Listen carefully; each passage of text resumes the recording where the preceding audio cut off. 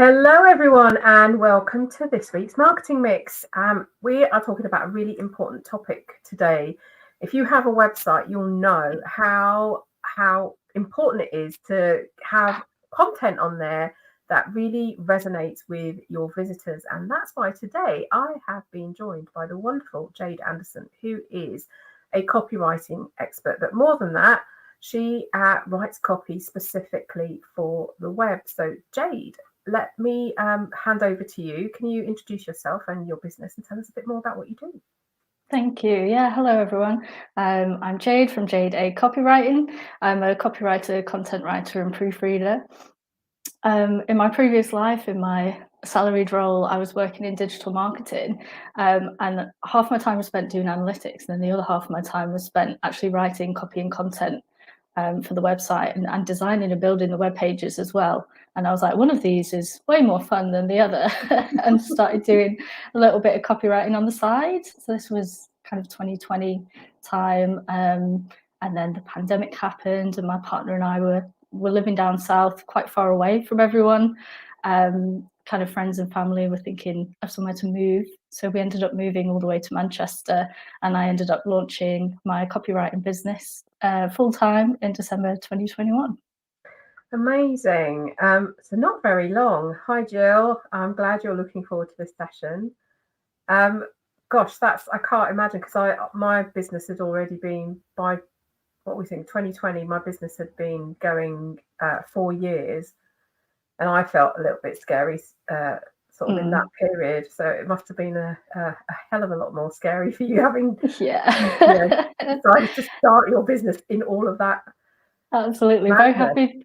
Very happy to still be going. Yeah, for sure. And there's a good reason for that, because if you don't know already, Jade has done a little bit of work for me. She wrote the copy for my email marketing planner page. So if you want to see what what her work is like, you can head over to that page and have a look and see how lovely she made that. So let's talk about website and writing for websites. So how can you make your visitors feel like that, your product or service is right for them? So there is a piece of work to do kind of around your ideal customer, because it's absolutely excellent to have a customer in mind for whatever you're talking about. So if you have lots of different products or services, you might have a few different ideal customers to talk to, but you can Google how to do this. It is a bit of a piece of work to do before, but when you talk directly to them, you show that you understand what they need and what you provide in order to give them what they need. I also think it's really important to speak in second person. So speak saying like you and yours.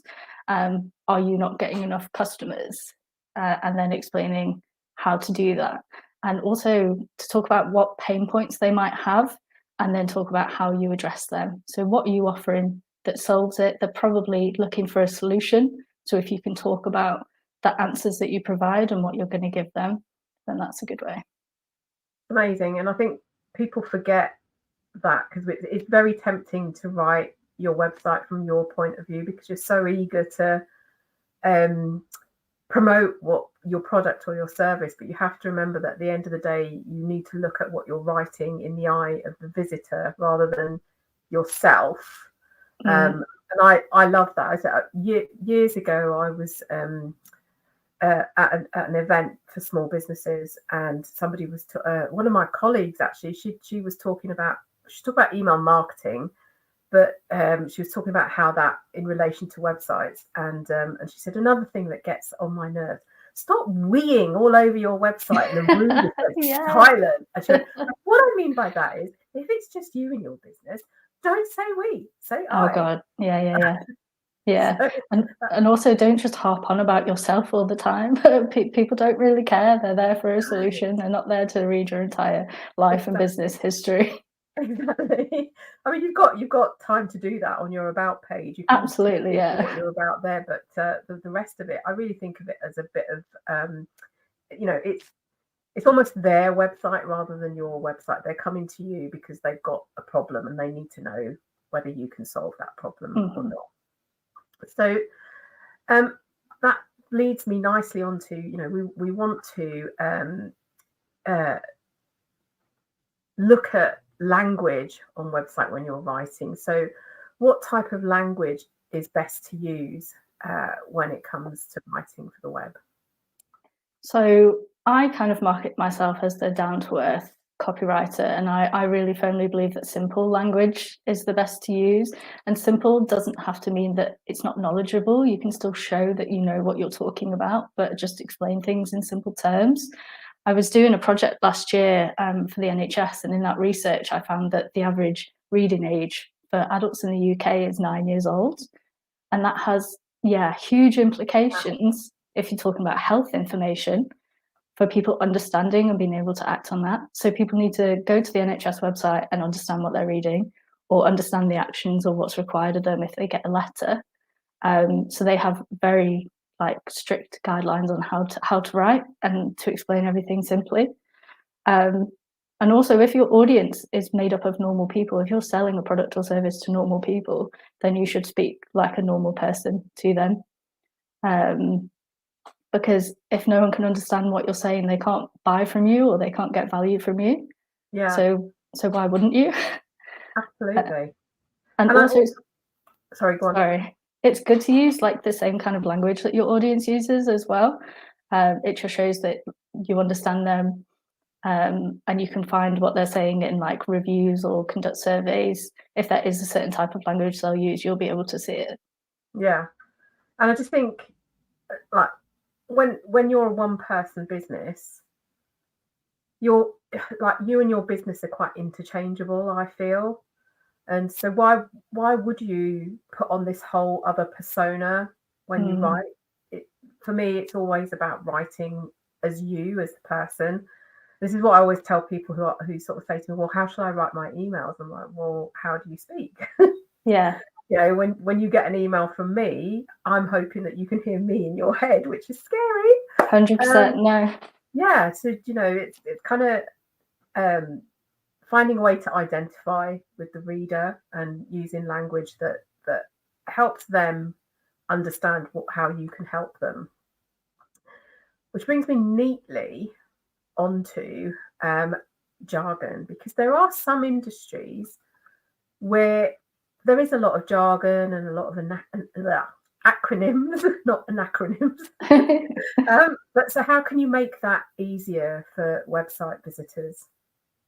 So there are some places where it's fine to use it. Just think about whether the people reading it are going to understand what the jargon is or not. If they're not, just try to explain it. Avoid it if you can, but if you can't, spell out acronyms, use definitions, describe what it is that you're talking about.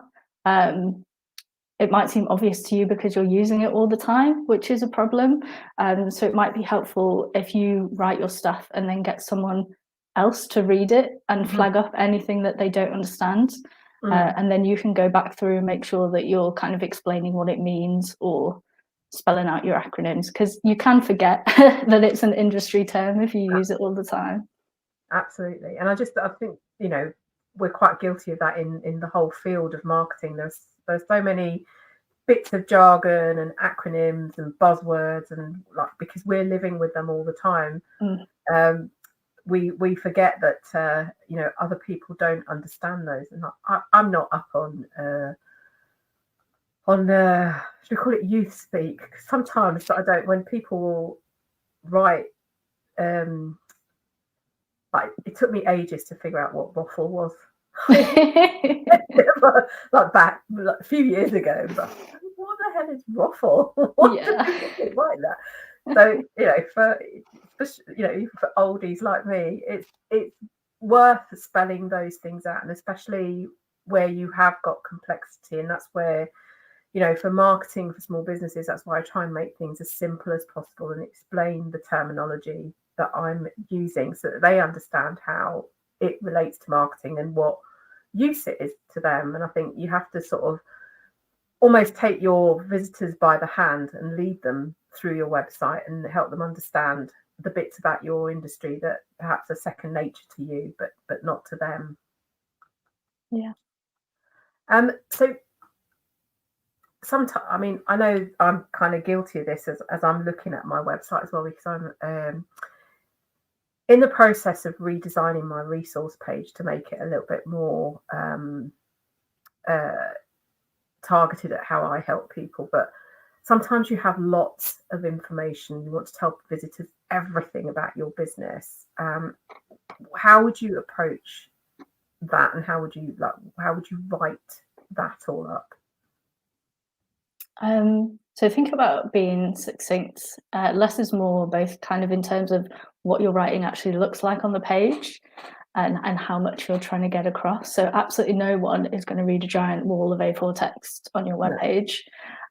So there's things about formatting, making sure that you're breaking up your paragraphs, using bullet points where possible, maybe using bold to draw the eye to specific, important parts of what you're writing. But it can be helpful to note down bullet points first. Just pick out the key things that you want to talk about.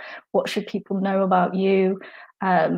What fits into your why? Why are you doing this?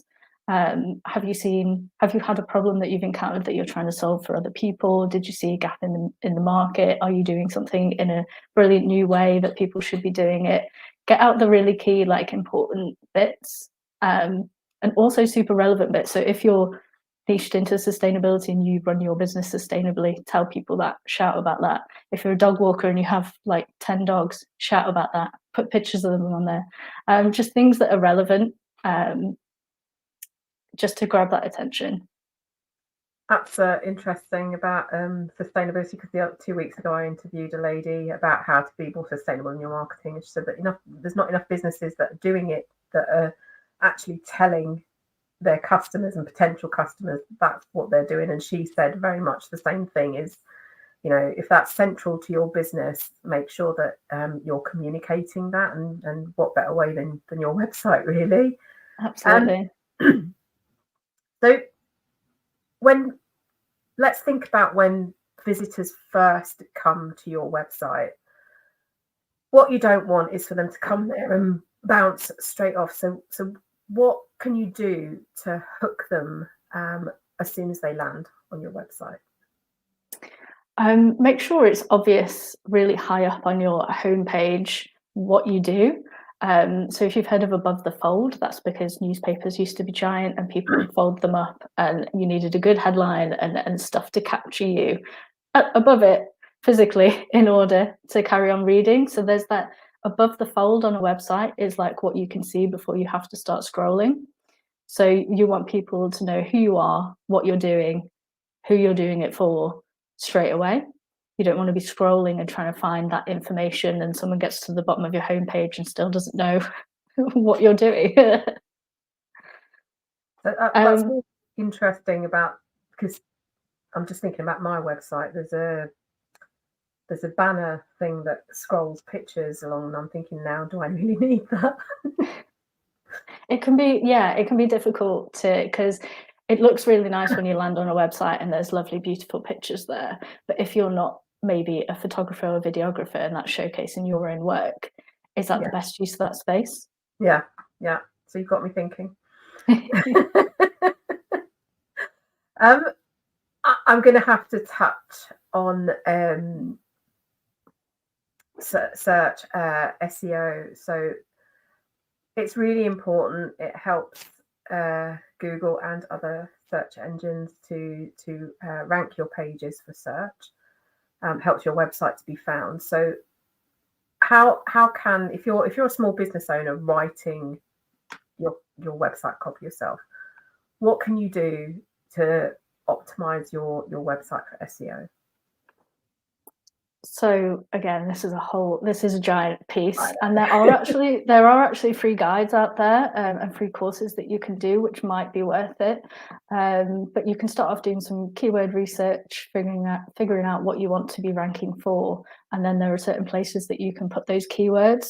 So as if it's in the URL of your page, the title, the meta description, that's what shows. That's the excerpt of text that shows on a search engine result. In the first 200 words, throughout the copy, in the last 200 words, in your headings. There's loads of guides that say where to put them, but it's important super duper important that you actually use your keywords like normal words. You don't shoehorn them in, you don't stuff them in, and it sounds like a robot has started speaking halfway through your web page. People don't like that, and people will bounce off your page, and then that will negatively affect your ranking. Yeah. So remember, we are humans, write for humans. Just get your keywords in there, and it'll be fine. And that's it is interesting because I'm not. I wouldn't say I'm experienced enough to advise people on this, but I'm dangerous enough to just do it for myself. So when I write a blog post for my website, I will think about how people might search for. So I've got a topic in mind, but how people might search for it. And I have to tell you that my number one blog post, the one that's visited the most on my website, which I think I wrote maybe in 2020 or 2019, it's called "What is Social Media Tagging and How Do You Use It?" or something like that. And it's consistently, every month when I check my web stats, it's consistently the most visited blog post that I have. I don't promote it. Every bit of traffic that comes to that is organic, and it's because people search, and they're probably searching what is social media tagging, and it's right there in my in the blog post title. So it's really important to make sure that those keywords are the ones that are appearing in your website. And there's a good I've forgotten what it's called. I think it's called Google Trends, which is a free tool that you can use from Google that helps you to understand what's trending and stuff and what keywords. And of course, if you're using Google Ads, you can use the what is it called? Not the keyword planner. There we go, something like that helps you figure out and research what those keywords are. And it's so it's important to sound human, right? Because at the end of the day, somebody's visiting your website. It is an online page, but realistically, it's representing you. And as you said, we are all human beings, and we need to sound like we're human. And so, how can you? Like, someone's landed on your website, and they're like, "Oh, this sounds interesting." How can I make it easy for my visitors to know that they're in the right place? What can I do to make it clear to them that they're, if they're looking for help with email marketing, that they've landed in the right place? So there's the above the fold stuff that we talked about. Headings are really important to use, even on normal web pages. Hopefully everyone's writing blogs with lots and lots of headings, but people will scan. So if you've got like separate parts of your page and you're using headings for those, it'll be really quick for people to find what they're looking for. Another thing to consider is writing brand guidelines and doing kind of work around your tone of voice, which makes sure that no matter what web page they're on, it sounds like you, it sounds like your small business. It's worthwhile doing even if you're on your own, writing brand guidelines, because then you can come back to them in the future. But especially if more than one person is going to be writing on your website, you don't want two different pages to sound like they have been written by two different people. It needs to be consistent all the way across. And that's very true. So I think, I can't remember, maybe might have been in lockdown. I went through a little kind of exercise with my friend. I call her my friend now. I've known her for a while, but she's a graphic designer in Bavany who kind of just did a rejig of my branding. And within that, at the beginning of that project, I had to fill in. It felt like a lot of paperwork, but it was worth it. And one of the things I had to tell her was what my tone of voice is like. And if you've been with me for a while, and if you've read things that I've written, my tone of voice is this. I write as I speak. So it is a really useful exercise to do, because that means that everywhere you appear, whether it's in person or in writing, that all sounds like you. And it's so important when you're running your business that you are the person in your business. It's just you, because you are the face of that business, and you should be recognizable in whatever medium people experience you. So it's a really great point in terms of making sure that you sound like you. And I love the fact, because there might be two business partners who write different things different bits of the website, and they might Yeah. sound different, but the business needs to have a tone of voice, right? Yeah, absolutely. So, yeah. Now, I mentioned at the top that Jade wrote the page for me well, I wrote it and then I was like, this is rubbish. And then Jade helped me polish it up for my email marketing planner. But what if you can't afford, and by the way, Jade's rates are very reasonable. What if you cannot afford a copywriter and you need to write the content for yourself? Where should you start? So I think it's really good to map out what web pages you'll need and just start on some bullet points on what are the points that you want to get across. Just info dump. You're not writing your web page right now. You're just getting your ideas down. Then think about how it's going to look on the page, and what we talked about, kind of formatting with paragraphs and bullet points and things like that. And then I've got notes over here. I've put remember less is more. Oh gosh, I can't tell you the amount of websites that I've been on that have page upon page upon page, and maybe some of the pages are like a paragraph long. On one of these, you don't want to be scrolling on. Yeah, think about if you can group content together. So can you have a lot of different kind of sections on one page of related content? You don't want people to be having to click here and there and go through 5 different clicks to get to what it is that they're trying to find. Brevity and clarity are really, really important. Don't say something in 10 words if you can say it in 5. You want to get your point across quickly and very clearly. You don't want it to be confusing. Also, remember to scatter testimonials across. Social proof is so important. If you've got testimonials, share them. Remember to ask for them, and remember to put them on all the pages of your website, because that's really important. And also, all the pages. Yes, go on. Yeah, it doesn't just have to be on kind of your home page or your services page. Stick them everywhere. Yeah, not too many. You can get little carousels or something on the go.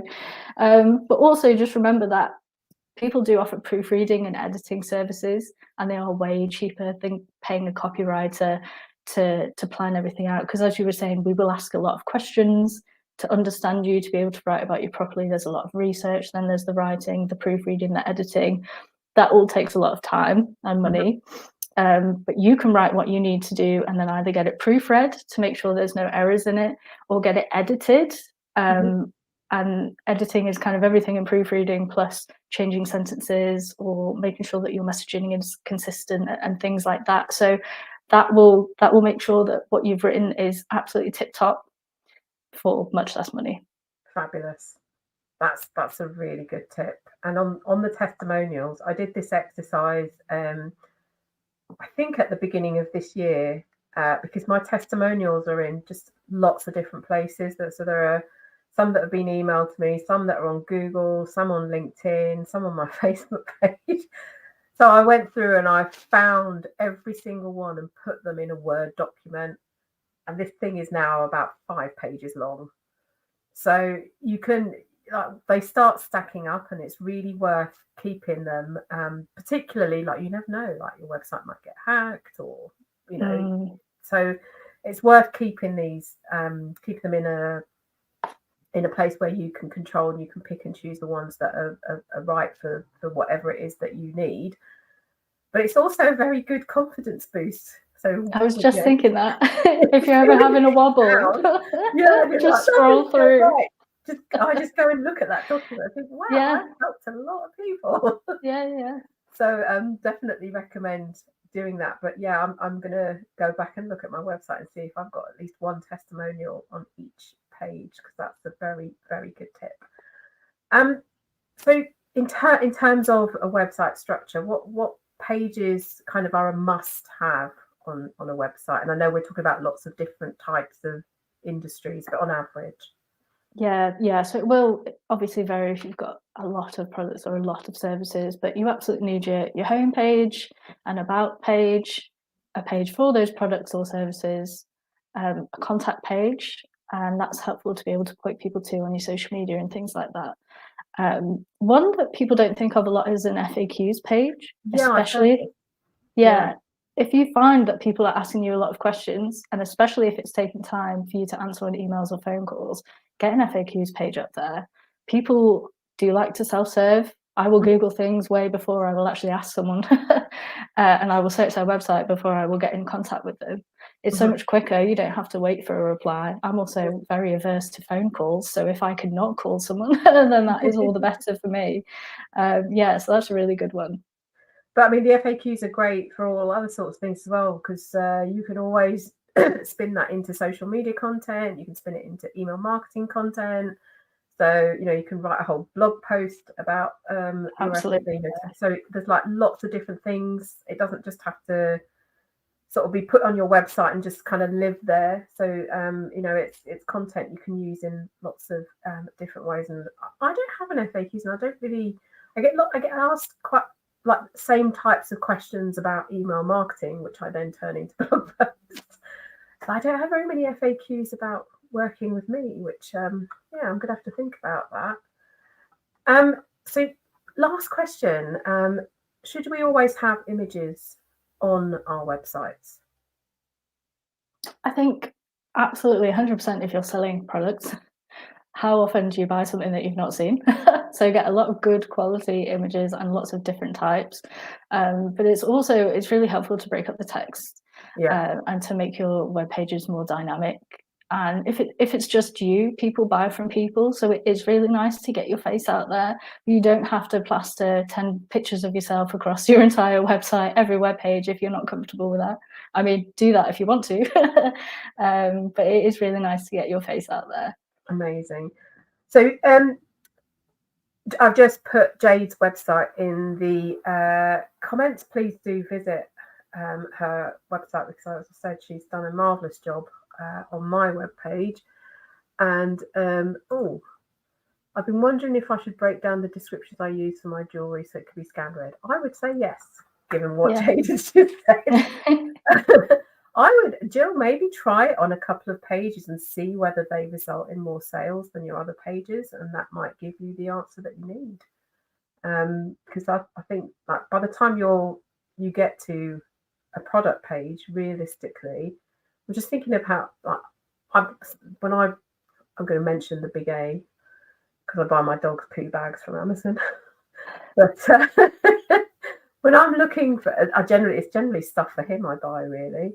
But when I'm looking at Amazon, I've got a thing in mind, like, does it do these things? And I'm just thinking at the top of the page, it's got bullet points, hasn't it? Bullet points, yeah. The product overview. And then if you want more information, you click on a link that takes you to a bigger explanation.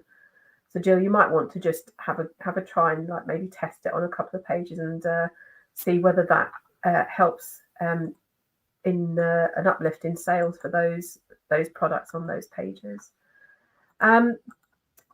Also going to stick a link to my newsletter in here. So if you don't get the marketing morsel, please do sign up for it. You get a weekly email on a Tuesday. Only I accidentally sent it yesterday by mistake,